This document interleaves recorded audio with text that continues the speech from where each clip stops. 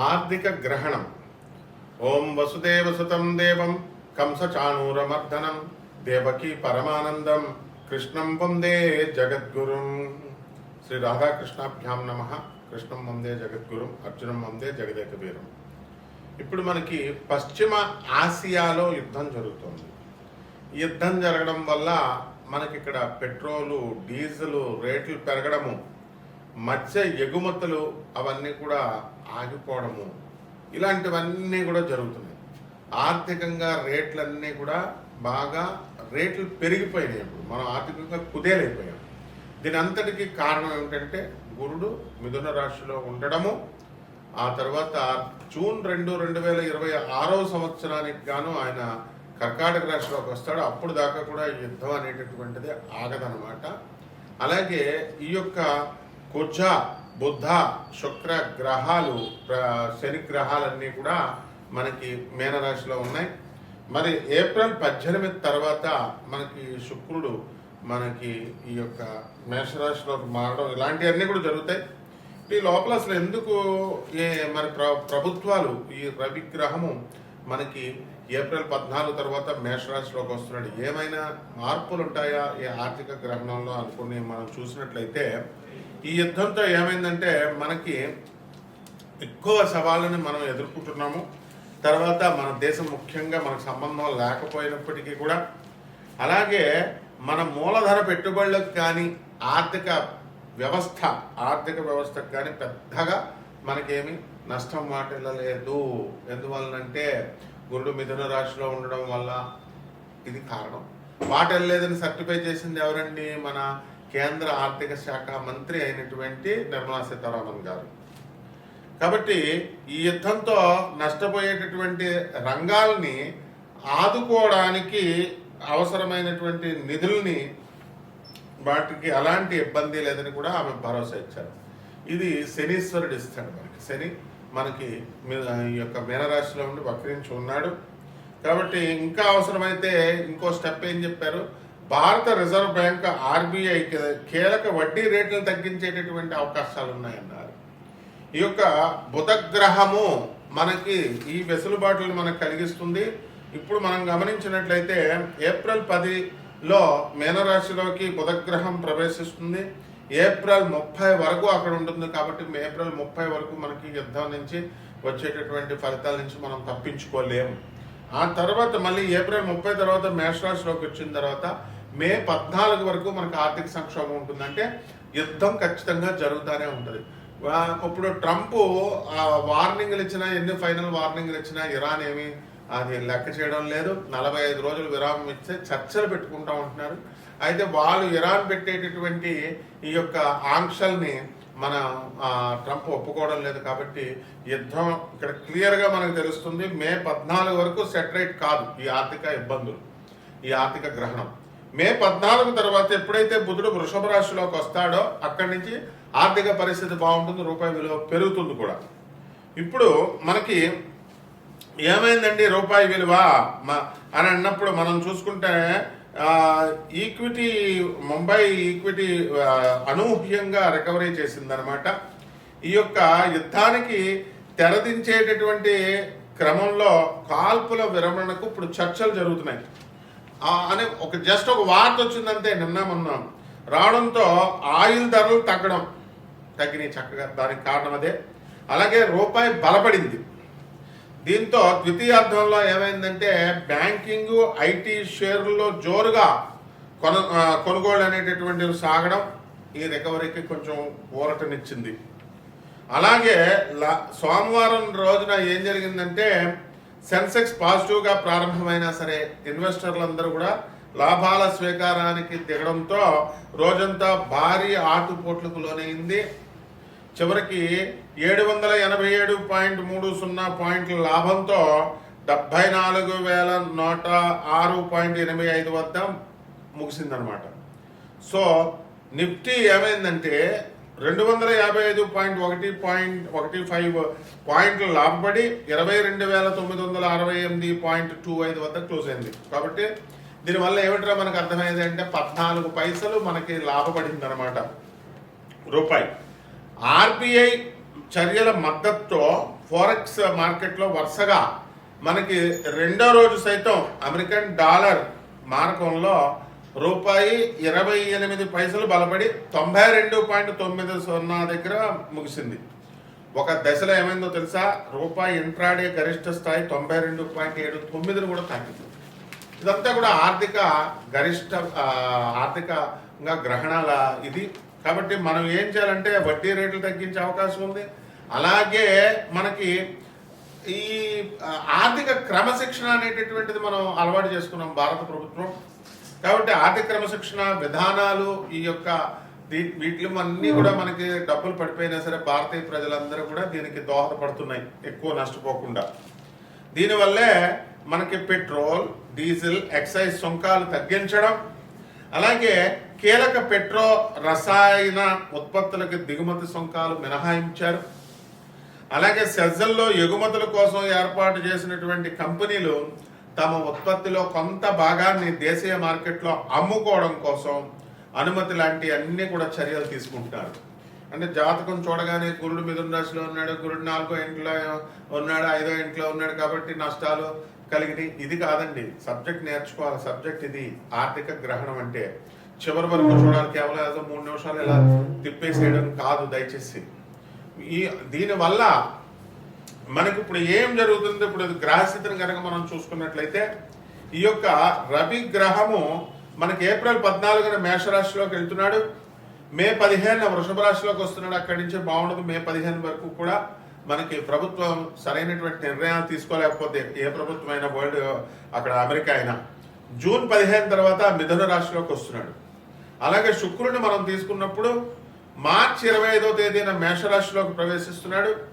ఆ తర్వాత ఏప్రిల్ 19న వృషభ రాశిలోకి ప్రవేశిస్తున్నాడు. మే 14 మిథున రాశిలో ప్రవేశిస్తున్నాడు. కాబట్టి శుక్రుడి వల్ల మనకి బంగారము రేట్లు ఇవన్నీ కూడా దిగిపోయినాయి. ఇవన్నీ కూడా కొంచెం పెరగడానికి అవకాశాలు ఉన్నాయి కొద్దిగా. అలాగే కుజ సంచారాన్ని కనుక మీరు తీసుకున్నప్పుడు కుజుడు ఏప్రిల్ 2 మీనరాశి, మే 11న మేషరాశిలోకి వస్తాడు. అక్కడ కూడా ఇబ్బందులు ఉంటాయి. జూన్ 20 నుంచి మనకి వృషభ రాశిలోకి ప్రవేశించడం అనేటటువంటిది జరుగుతుంది. కాబట్టి శని సంచారం అంతా కూడా మీకు తెలుసు, మీనరాశిలోనే వక్రించి ఉన్నాడు. ఇప్పుడు రాహుకేతువులు డిసెంబర్ 5 వరకు మనకి రాహు కుంభరాశిలోను, కేతువు సింహరాశిలోనూ ఉంటాడు. ఆ తర్వాత రాహువు మనకి మకర రాశిలోకి, కేతువేమో కర్కాటక రాశిలోకి వస్తాడు. బుధ గ్రహం వచ్చేసరికి ఏప్రిల్ 10న మీనరాశిలోకి వస్తాడు, ఏప్రిల్ 30న మేషరాశిలోకి వస్తాడు, బాగుండదు.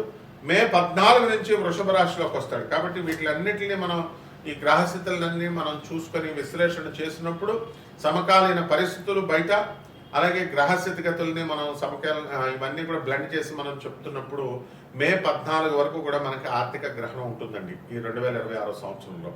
కాబట్టి అంతవరకు డబ్బులు బాధలు చాలా ఎక్కువగా ఉంటాయి అందరికీ కూడా. కాబట్టి గురుగ్రహము మనకి ఎలాగో ఇప్పుడు జూన్ 2న 2026 సంవత్సరంలో కర్కాటక రాశిలోకి వస్తున్నాడు కాబట్టి అక్కడి నుంచి బ్రహ్మాండంగా ఉంటుంది. ఇవన్నీ కూడా మనకి ఈ ద్వాదశ రాశుల వారి మీద ఈ ఎఫెక్ట్ అనేటటువంటిది ఉంటుంది.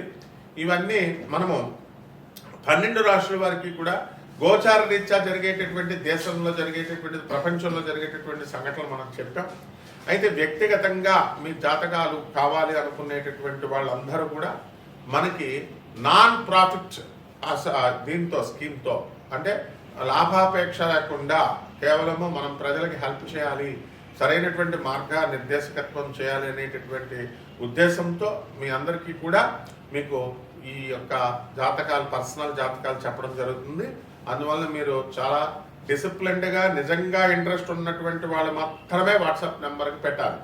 అంతేగాని ఇష్టం వచ్చినట్టు ఫోన్లు చేసేయడము, లేకపోతే ఏదో వెకిలిగా చేస్తే ఎట్టి పరిస్థితుల్లో కూడా ఊరుకోండి నేను.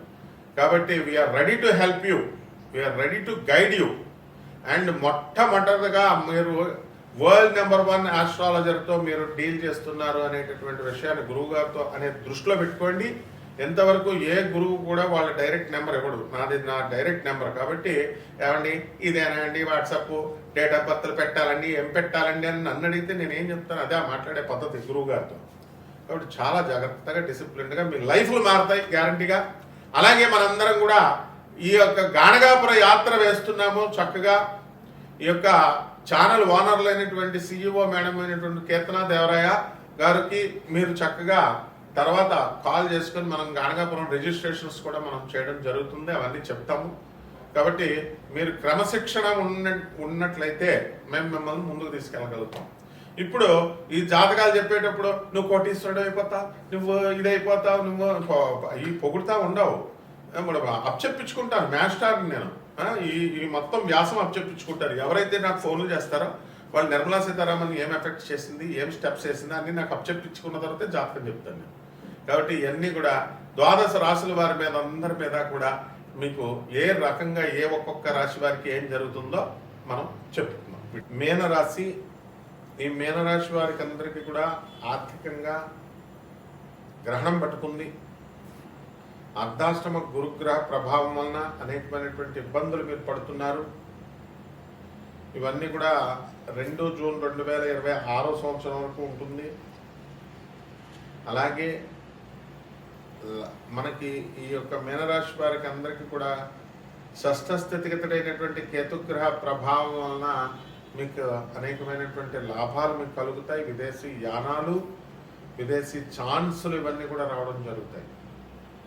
అయితే జన్మంలో ఉన్నటువంటి రాహు కుజ బుధ గ్రహాల ప్రభావం వలన, అదే శని కుజ బుధ ప్రభావాల వలన మీకు పని కొంచెం బద్ధకంగా చేసుకోవడం ఇలాంటివన్నీ కూడా చేస్తారు. మనసంతా కూడా భయంగా ఇలా ఉండడం అనేటటువంటివి జరుగుతాయి. అప్పులు అనేటటువంటివి చాలా అధికంగా మీరు చేసుకోగలుగుతారు. గతంలో చేసినటువంటి అప్పులన్నీ తీర్చే ప్రక్రియలో మీరు ముందుకు వెళ్తారు. ఉద్యోగాల విషయంలో మీకు ఏ భయము అవసరం లేదు. కొత్త ఉద్యోగాలు కూడా మీరు అప్లై చేసుకునేటటువంటివి అన్నీ కూడా రావడం జరుగుతాయి. ఇక ఉన్న ఉద్యోగాలు కూడా జాగ్రత్తగా, ఈ యొక్క ఇన్సెక్యూర్డ్గా మీకు ఏం లేవు. ఏమైనా లే ఆఫ్ల వల్ల ఉద్యోగాలు కోల్పోయినటువంటి వాళ్ళు విదేశాల్లో ఉన్నటువంటి వాళ్ళు ఉన్నా అటువంటి వాళ్ళందరూ కూడా మీకు ఉద్యోగాలు మళ్ళీ తిరిగి రావడం అనేటటువంటివి జరుగుతాయి. కాబట్టి ఆర్గనైజ్డ్గా మీరు లేకపోవడము, ఇండిసిప్లిన్గా మీరు ఉండడము, గ్రీడ్ వల్ల ఇవన్నీ లాసులు జరిగినాయి. అండ్ చారిటీ అనేటటువంటిది ముఖ్యంగా ఉండాలి. అలా లేకపోవడం వల్ల కూడా చాలా సమస్యలు అనేటటువంటివి జరుగుతాయి. కాబట్టి ఈ రాశి వారికి అందరికీ కూడా మనము అనుకున్న పనిలో అనుకున్నట్లు సాధించుకుంటూ ముందుకు వెళ్తాం. అయితే ఈ ఉప్పు చేపల వ్యాపారం దగ్గర నుంచి ఎక్స్పోర్ట్స్ ఇంపోర్ట్స్ బిజినెస్లు అనేటటువంటివి మీరు చాలా ఎక్కువగా చేసుకోవాలి. అండ్ బొటిక్స్ ఇలాంటి బిజినెస్లు కూడా బాగా కలిసి వస్తాయి. కిరాణా షాపులు, డిపార్ట్మెంటల్ స్టోర్సు, బట్టల షాపులు, హోటల్ ఇండస్ట్రీస్, పాలు నీళ్ళు వ్యాపారాలు, వైన్ షాపులు, ఓయో రూములు, లాడ్జ్లు, రెస్టారెంట్లు బిజినెస్లు అన్నీ కూడా పనిచేస్తాయి. అదేవిధంగా ఈ యొక్క ల్యాండ్స్, పొలాలు ఉంటాయి. ఈ పొలాల పేరు మీద మీకు వచ్చేటటువంటి సబ్సిడీలు కాకుండా కౌలుకి ఇచ్చారు, అవన్నీ కూడా డబ్బులు ఇవన్నీ కూడా మంచిగా రావడం అనేటటువంటివి జరుగుతాయి. మీ పిల్లల చదువు విషయమే మీరు మొదలు పడుతూ ఉంటారు. చదువులు కూడా వాళ్ళు ఎదుగుతూ ఉంటే మీరు ఆనందంగా ఉంటారనమాట. అయితే ఒంటరిగా మీరు ఉండలేరు. ఒంటరిగా ఉండడం వల్ల కాస్త డిప్రెషన్కి గురవడం అనేటటువంటివి జరుగుతాయి. అసలు ఈ ఆర్థిక సంక్షోభం వలన, ఈ ఆర్థిక గ్రహణ ఎఫెక్ట్ వలన మీకు అందరికీ కూడా మనసు అంతా కూడా భయంగా ఉన్నట్టుగా ఉంటుంది. ఇవన్నీ దాటుకొని మీరు వెళ్ళాలి. సినిమా, సంగీత, సాహిత్య రంగాలలో ఉన్నటువంటి వాళ్ళందరికీ కూడా సక్సెస్. మరి సినిమా ఫీల్డ్లో ఉన్న వాళ్ళంతా కూడా పెద్ద పెద్ద ఇళ్ళు కట్టడము, కొత్త వ్యాపారాలు స్టార్ట్ చేయడం ఇవన్నీ చేస్తారు. విదేశాల్లో స్థిరపడినటువంటి వాళ్ళు ఎవరైతే భారతీయులు ఉన్నారో అటువంటి వాళ్ళందరూ కూడా మొండి ధైర్యంతో బిక్కుమంటూ అక్కడ ఉండడం జరుగుతుంది. కొంతమంది రావడానికి ఇక్కడ ట్రై చేస్తున్నారు. ఎంత ఆర్థిక గ్రహణం వచ్చినా పశ్చిమ ఆసియా ఖండంలో యుద్ధాలు ఇవన్నీ కూడా జరుగుతున్నప్పటికీ కూడా ఈ యొక్క మీనరాశి వారికి అందరికీ కూడా బ్రహ్మాండంగా ఉంది అని మనం చెప్పుకోవాలి.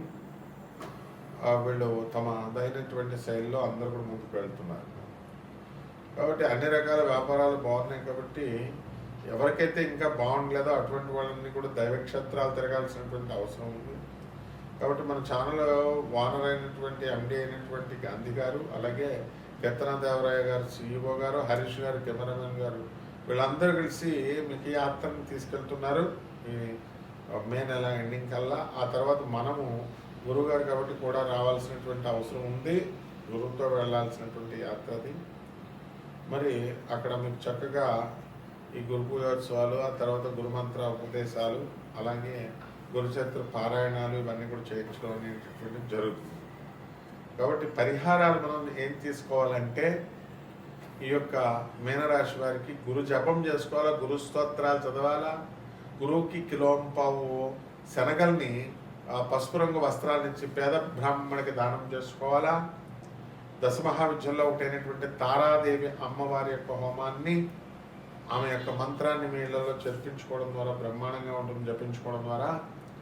అలాగే రావి చెట్టుకి నీళ్లు పోసుకుంటూ శనిశ్చరాయనం అంటూ చేసుకోండి, బ్రహ్మాండంగా ఉంటుంది. శుభమస్తు.